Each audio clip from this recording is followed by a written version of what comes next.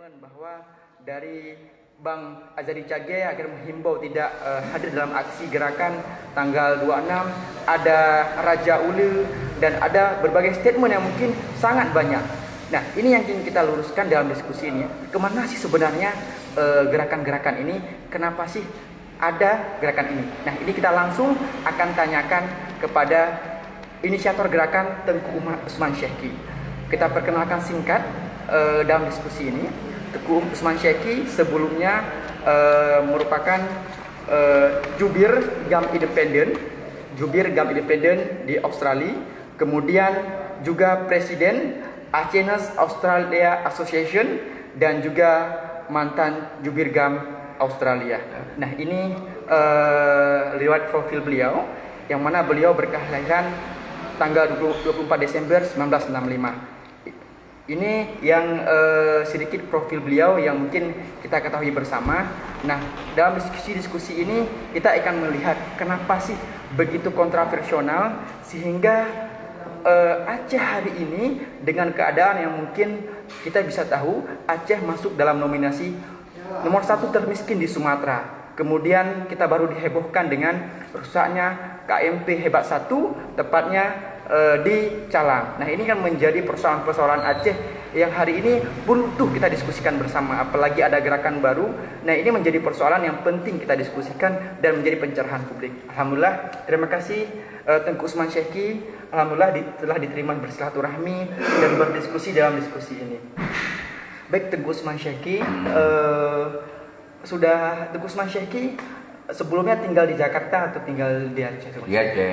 Jadi kita tinggal dimanapun nggak ada masalah. Jadi hari ini kita membicarakan tentang persoalan Aceh yang sudah 15 tahun. Ada satu statement yang mungkin bisa disampaikan untuk audiens kita bersama. Saudara Lun mandum bangsa Aceh, bangsa Lun mansigom dunia. Sabi-sabi, ku semangat telon. Salam pemelialun kedon mandu mana kecuali. Yang di Aceh, yang di luar Aceh dan di luar negeri. Mari kita momen nyotam sabah doa tu mandu. Lagi doa. Nyo momen. Mungkin nyo momen terakhir. Nyo dalam seruan nyo dro nyo hanatro ban Aceh. Nyo han akan na tateme momen nyo li uki. Nyo ingat. Yang sabah.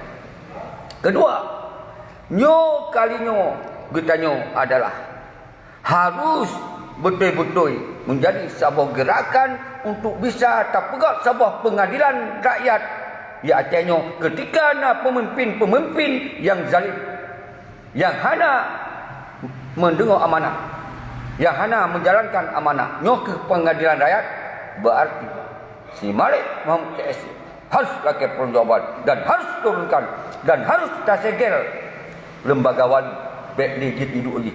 No, yang saya bagi harus nak pergantian lain dan kita dorong DPRA-nya harus membuat kanun untuk mengganti daripada DPRA.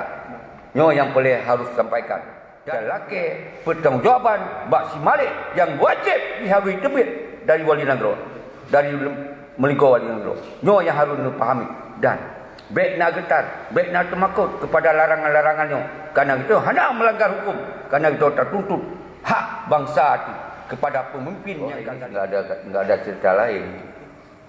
Kita harus menggerakkan rakyat untuk kita minta pertanggungjawaban tentang persoalan Aceh yang tidak selesai sudah 15 tahun. Maka dasar itulah, karena persoalan itu sama siapa kita harus minta?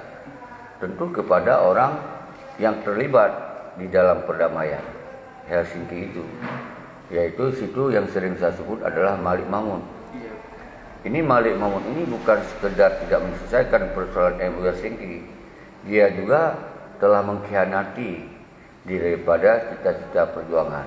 Jadi dosa dia bukan satu aja, dosa telah mengkhianati perjuangan satu, kemudian dosa di dalam MOU Helsinki ini dia tidak menjalankan konsep sebagaimana yang telah diamanahkan di dalam MOU Helsinki tersebut. Artinya di bawah beliau ini sudah nggak ada harapan untuk ada penyelesaian persoalan MOU itu sendiri. maka kita mengambil sikap. Kalau di bawah kepemimpinan orang yang benar-benar telah mengkhianati daripada perjuangan ini.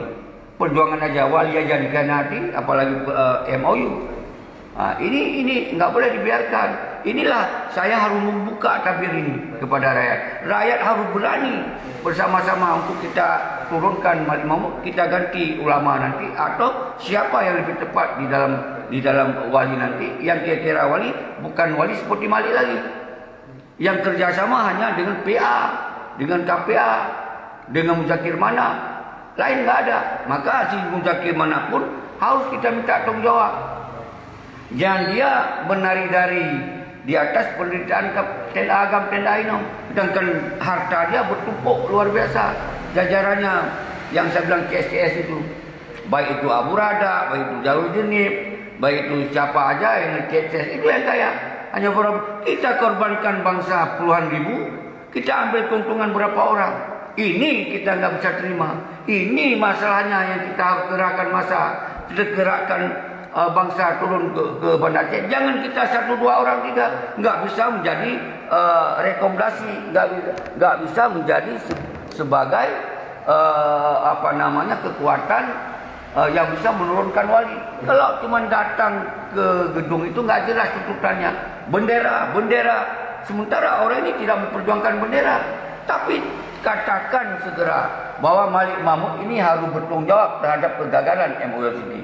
Malik Mahmud ini harus bertanggung jawab atas kegagalan pada perjuangan, karena dia yang mendatangi pada MOU ini. Jelas-jelas dia perkaya diri. Jelas-jelas dia punya anggaran untuk 42 miliar itu dari uang itu, belum dari uang lain-lain. Dari investasi masuk dia juga dapat jatah. Ini dikasih. Dalam gerakan tanggal 2 ini sebenarnya apa sih visi-misi yang dalam gerakan ini, sehingga memang Tubuh Syekhi hari ini sudah sampaikan juga tadi untuk memberi warna baru dalam gerakan-gerakan untuk mesejahterakan rakyat ini. Iya, jelasnya ini kan ibarat yang selalu saya bilang, ketika MOU Helsinki sudah ada kesepakatan, ini harus terjadi yang disebut revolusi sistem. Ini juga harus bisa ada perubahan revolusi rejim. Itu kan revolusi perubahan besar. Jadi jangan masuk rejim-rejim yang memang tidak menguasai tentang Aceh, tidak ada pendidikan, tidak ada wawasan, tidak ada ilmu tentang kepemimpinannya. Ini namanya kita revolusikan. Jangan orang-orang bodoh jadi gubernur, jangan orang-orang bodoh jadi bupati. Jadi akibatnya seperti ini. Nah, begitu juga kita bilang tadi sistem. Jadi sistem yang tidak sesuai dengan orang Aceh itu nggak usah kita jalankan. Baru kita namanya revolusi perubahan. Ini 15 tahun apapun nggak ada perubahan. Nah, maka dasar inilah saya menghimbau kepada anak bangsa mansigom dunia, bek temakut, bek goyang. Nah, urang larang-larang, bek hadir, bek ini, bek itunya anggap aja yang pengkhianat atau yang dukung pengkhianat. Atau yang kamangan non pengkhianat. Kan kita berbeda. So yang larang, ya awalnya awalan partai. Ya tentu awalnya karena gaji. Awak yang tentu karena jatah dalam MOU-nya. Nah, tentu dilarang rakyat baik mengganggu awaknya. Jadi baik terganggu. Nanti kalau video anak pelai lu sebut urang ni. Anak pelai lu sebut. Lu anak pelai lu sebut. So urang yang melarang-larang, rakyat anak bangaile. Rakyat kan bisa dinilai gitu. Oh, yang larang tengku apanya. Oh, ini mangga dari dalam. Yang yu larang berarti tengkunya yang baik mengganggu wali palihan. Wajarlah yang dilarang karena kamangan dari si wali. Jadi orang tanya bangsa tanya orangnya yang terjalimi, orangnya bangsa tanya yang dimiskinkan, baik tak dengar larangannya. Tak ajak menghimpun kena mandu. Apa yang terjadi. Yang penting tak segel wali dan menanci gubernur di bawah nopanya pun hanya dah biarkan.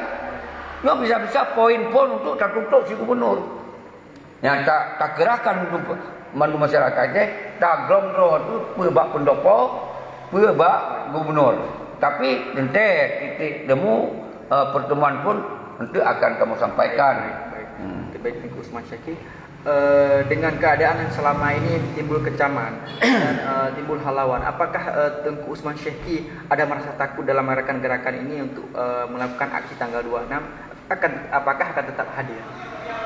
Subhanallah. Lun kalau lun pegang, lun hanya terbakut hanya kepada Allah. Termakut ketika lun jalan yang salah.